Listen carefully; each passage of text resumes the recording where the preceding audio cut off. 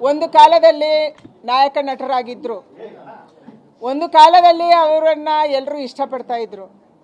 ಆದರೆ ಇವತ್ತು ಕಮಲ್ ಹಾಸನ್ ಅವರು ಚಾಲ್ತಿಯಲ್ಲಿಲ್ಲದ ನಾಣ್ಯ.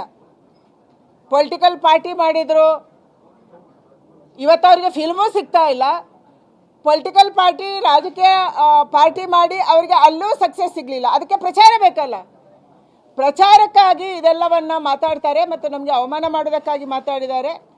ಕಮಲ್ ಹಾಸನ್ ಅವರ ಹೇಳಿಕೆಯನ್ನು ನಾನು ಖಂಡಿಸ್ತೀನಿ.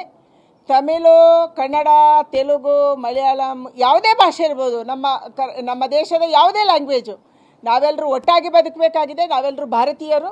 ಅದಕ್ಕಾಗಿ ಒಂದು ರಾಜ್ಯಕ್ಕೆ ಇನ್ನೊಂದು ರಾಜ್ಯಕ್ಕೆ ಬೆಂಕಿ ಹಚ್ಚುವಂಥ ಕೆಲಸ ಯಾವುದರಿಂದ ಮಾಡ್ಬೋದು? ಹೆಚ್ಚು ಬೆಂಕಿ ಹಚ್ಚೋದು ತಮಿಳುನಾಡು ಮತ್ತು ಕರ್ನಾಟಕದ ಮಧ್ಯೆ. ಯಾಕೆಂದರೆ ಎರಡು ಇಶ್ಯೂ ಇದೆ. ಒಂದು ಭಾಷೆಯ ಇಶ್ಯೂ ಇದೆ, ಎರಡನೇದು ನೀರಿನ ಇಶ್ಯೂ ಇದೆ, ಕಾವೇರಿಯ ಇಶ್ಯೂ ಇದೆ. ಈ ಎರಡನೇ ಹಿಡ್ಕೊಂಡು ಬೆಂಕಿ ಹಚ್ಚೋಣ ಅಂತ ತುಂಬ ಜನ ನೋಡ್ತಾರೆ, ಪ್ರಚಾರಕ್ಕಾಗಿ ಇದನ್ನು ಮಾಡ್ತಾರೆ. ಆದರೆ ನಾವು ಒಟ್ಟಾಗಿ ಬದುಕಬೇಕಾದಂಥ, ಒಟ್ಟಾಗಿ ಯೋಚನೆ ಮಾಡಬೇಕಾದಂಥ ಅಗತ್ಯ ಇದೆ. ಕಮಲ್ ಹಾಸನ್ ಅವರು ಇವತ್ತು ಚಾಲ್ತಿಯಲ್ಲಿಲ್ಲದ ನಾಣ್ಯ. ಅವರಿಗೆ ವ್ಯಾಲ್ಯೂ ಕೊಡಬೇಕಾದಂಥ ಅಗತ್ಯ ಇಲ್ಲ. Is valueless. Thank you.